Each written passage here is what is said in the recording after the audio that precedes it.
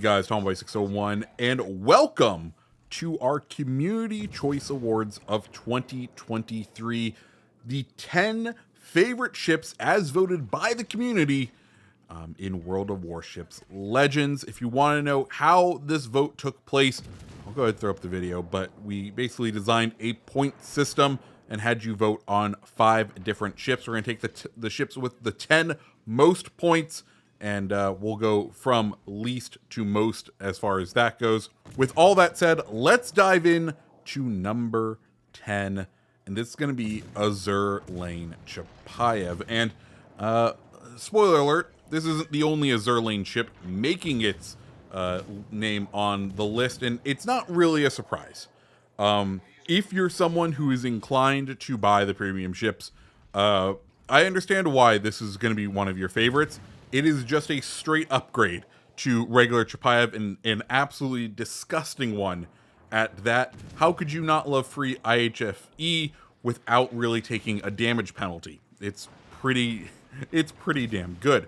So that's Azur Lane Chapayev. I totally understand why it's at number 10. Coming in at number 9 is a fellow Azur Lane ship, this time the Azur Lane New Jersey. And once again, given how often I see New Jersey out on the high seas, I'm not too surprised by this number. If you're not aware, New Jersey is basically just in Iowa at the same tier, but they gave it better accuracy, or a better Sigma overall, leading for just slightly tighter dispersion. So to all the people who just want the most accurate, this has become kind of the go-to vessel for them. And given this is the first time you could get the New Jersey in any of the Warships games, I understand its popularity and understand its number 9 spot. Coming in at number 8, don't worry, this won't be a list of premiums, is our first tech tree, the Tier 5 British battlecruiser Renown. And Renown is just a fantastic boat. Right before it came out, or right around the same time it came out, Repulse also came out, which is the same vessel, except it didn't have torpedo tubes and was a bit rough. Then they introduced Renown, where it has pretty much the same exact stats, but it gets its torpedoes, 4 torpedoes on each side, I think the most of any of the battle cruisers. And you understand why people like Renown, because it is just a solid battleship through and through, and it gets torpedoes. It's the full package, and honestly, I think it's the best of, like, tier for tier, the best of the British battle cruisers. Coming in at number 7, the first campaign ship on the list, Aegir. That's right, we took Graf Zeppelin and made it bigger, or we took Siegfried and brought it up a tier because we gave it more guns. Aegir coming in at number 7. It's a German battle cruiser, very heavy battle cruiser representation on this list. And I understand Aegir is a fun ship. I was someone who enjoyed Siegfried just because of the silliness that could occur with it. And with Aegir, having the battleship guns, having decent torpedoes, having that kind of package where it's pretty accurate, especially compared to Siegfried, its sort of sister ship, I was incredibly impressed with Aegir, and I'm very happy to see it on this list, to get it to, where people are recognizing just how strong and powerful it is. Coming in at number 6, the first legendary tier ship on the list, Christopher Columbo. Quick shout out to the good old Hive Hound. I'm still on my way to unlocking Columbo, so footage is being provided by the Hive Hound, and a big shout to him. Go check out his channel as a fellow community contributor. But Christopher Columbo, the first legendary tier ship on the list, and it's for the Italian battleships. And first off, just a big shout out to the Italian battleships. I think they had a fantastic year this year. Christopher Columbo, I understand why, because Lepanto came out this year and it was pretty cracked, and then they just kind of gave us Columbo as well, which was just Lepanto but more, essentially. The SAP secondaries have been some of my favorite things to play with in this game, just the consistency of the damage that you can get off of the SAP. And I remember when I had Columbo for rent, it was a great ship, and I very much look forward to having it back in my port come in about a week. Coming in at number 5, another tech tree ship, the Petr Pavlos. And let me say, I just unlocked this ship when with the 5X XP.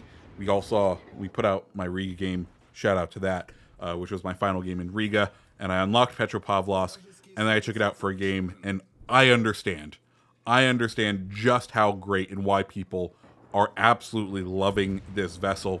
It absolutely slaps. It is a ton of fun to play. I look forward to grinding through it just that little bit more.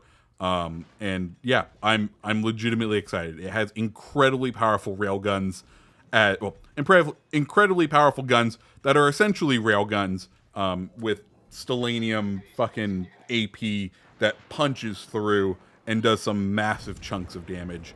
And it is a great vessel. So I totally understand why it's coming in at number 5. Coming in at number 4, the Atlantico. That's right, everyone's favorite Brazilian battleship. I'm going to call it probably the new king of the secondaries that came out this year. If you're unaware, Atlantico, all AP main guns, but then its secondaries is a bunch of turrets that fire, I believe, 203 HE, which will pen pretty much anything at any tier, which means the secondaries hit hard and devastate things and are incredibly powerful. So I totally understand why Atlantico is on here year after year. From running these, it always tends to be like the secondary focused ships are among the community's favorites. So for a premium only vessel to be this high, I totally understand how it got here.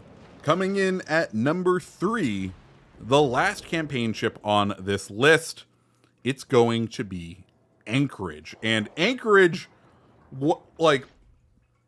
I understand, because it is, on paper, an incredibly powerful ship. 12 American 203 guns with pretty decent range torpedoes and a smoke screen. The only thing it's really missing is radar. I wouldn't expect it to get radar, but it is an incredibly strong package and one that I feel like we are going to see at tier 7 for a very long time. I feel like Anchorage is the new Atlanta of tier 6. If you've been around, you know that when Atlanta came out, the first campaign ship, you just saw an Atlanta all the time, and you knew it was going to be a little bit annoying to deal with. And I think Anchorage is going to inherit that at tier 7 as that annoying American cruiser that you're going to have to deal with. Coming in at number 2 is a ship that hasn't been around for very long, just for one update, and that's going to be Ohio. Yeah. People are really enjoying the ship, and honestly, I don't know where we want to count this in my statistics, whether we want to count it as a legendary ship, or if we want to count it as a premium ship, because it feels more like it's the cost of a premium ship in order to get it, but technically it is legendary. But personally, for me, I feel like legendary ships should be represented by ships that have bureau projects, if that makes sense. Anyways, Ohio, what's not to love? Montana Hull, big guns, decent secondaries, great accuracy, overmatch of 30 millimeters. I understand the number of Ohios I've seen out on the water is very large, and I don't know if we're in the new ship good phase or if it will be a ship that stays around and has a lasting impact. I'm leaning more towards the lasting impact side right now. But with all that said, Ohio coming in at number 2. And then the final ship, the community's favorite ship of the year, it's going to be Schlieffen, y'all. Schlieffen, the legendary tier German battlecruiser. What isn't there to say about Schlieffen, right? Great secondaries, good torpedoes, decent guns. Secondaries go burr when we know the community likes when secondaries go burr.